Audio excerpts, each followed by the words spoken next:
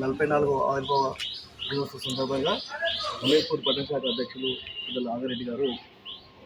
BJP కార్యాలయంలో మరి పతాకావిష్కరణ చేయడం జరిగింది. ఈ కార్యక్రమానికి ముఖ్య అతిథిగా చేసిన మిత్రుడు రాష్ట్ర కార్మిక సభ్యులు రమేష్ గారు, గోపి గారు, రమేష్ గారు, బసవరాజ్ గారు, అనిల్ గారు, మాధవ్ గారు,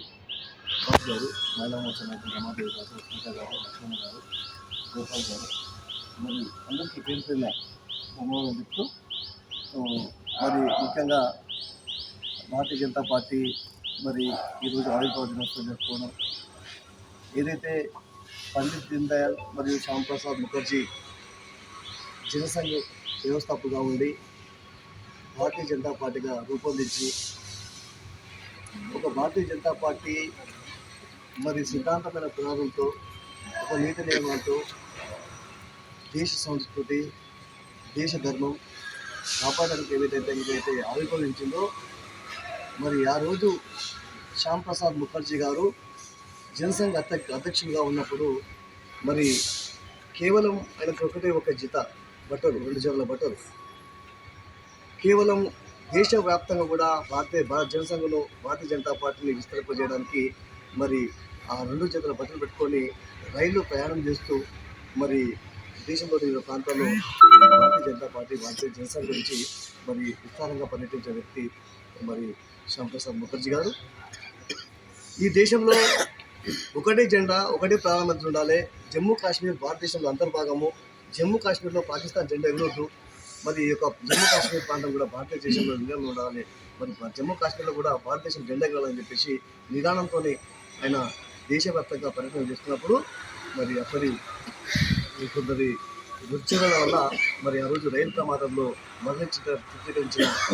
చిత్రీకరించి ఆయన మరణానికి కారణమైన వ్యక్తులు మరి కొంతమంది ఉన్నారు.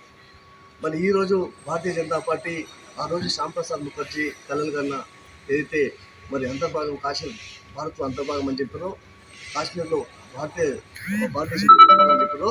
ఈరోజు మరి నరేంద్ర మోడీ గారు కళలు నిజం చేస్తారు. ఆ రోజు ఎల్కే అద్వానీ గారు ఈ యొక్క దేశ ప్రజల చిరకాల వాంఛకోరికైనటువంటి రామ మందిర నిర్మాణం జరగాలని చెప్పేసి దేశవ్యాప్తంగా రథయాత్ర చేసినప్పుడు మరి భారతీయ జనతా పార్టీ మరి గ్రామాన కూడా గుడి పోసుకుంది. కమలం పువ్వు బీజేపీ అంటే కూడా ఆ రోజు అద్వానీ గారు రథయాత్ర వల్లనే, రామ జన్మభూమి రథయాత్ర వల్లనే ఆ రోజు భారతదేశం అంతా కూడా ఊపిరిపోసుకున్న బీజేపీ ఈరోజు మరి అక్కడ భగవమైన రామ మందిర నిర్మాణంతో పాటు మరి ఈరోజు దేశ ప్రజలకు అంకితం చేసిన నరేంద్ర మోడీ గారు ఈ దేశాన్ని ముందుకు. అలాగే సంస్కృతికి విషయానికి వస్తే రామ మందిరము, మన సిద్ధాంత పరంగా వస్తే దేశభక్తి విషయంలో కాశ్మీర్ విషయము, అలాగే నీతి నియమాలకు పెట్టింది పేరు బీజేపీ. అటల్ బిహారీ వాజ్పేయి గారు 13 పార్టీలతో మరి ప్రభుత్వాన్ని ఏర్పాటు చేస్తే ఆ రోజు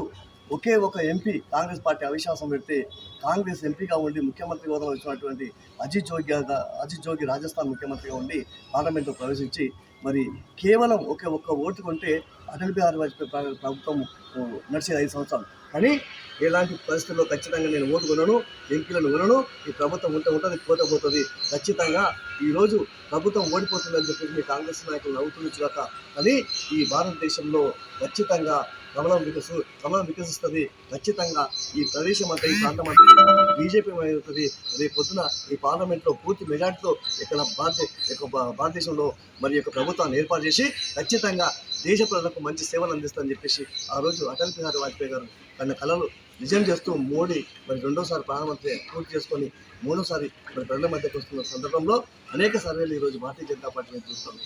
ముఖ్యంగా తెలంగాణ ప్రాంతంలో కూడా మరి ఈరోజు బీఆర్ఎస్ పార్టీ గతమైపోతుంది. మరి ఈరోజు రేపున్న కాంగ్రెస్ పార్టీ కూడా పూర్తిగా మరి శిథిలావస్థ చేరుకొని ఖచ్చితంగా తెలంగాణలో కూడా ప్రజలు భారతీయ జనతా పార్టీని ఖచ్చితంగా ఏదైతే భారతీయ జనతా పార్టీ ఆదరించడానికి సిద్ధంగా ఉన్నామని తెలియజేస్తూ మరి ఈ యొక్క మా ప్రాంత ప్రజలందరూ కూడా భారతీయ జనతా పార్టీ ఆవిర్భావ దినోత్సవ శుభాకాంక్షలు తెలియజేస్తూ ఈ ప్రజలంతా కూడా ఖచ్చితంగా భారతీయ జనతా పార్టీని ఆదరించాలని మరొకసారి వేడుకుంటున్నాను. భారత్ మాతా కీ జై, భారత్ మాతా కీ జై, భారతీయ జనతా పార్టీ జిందాబాద్, భారతీయ జనతా పార్టీ జిందాబాద్.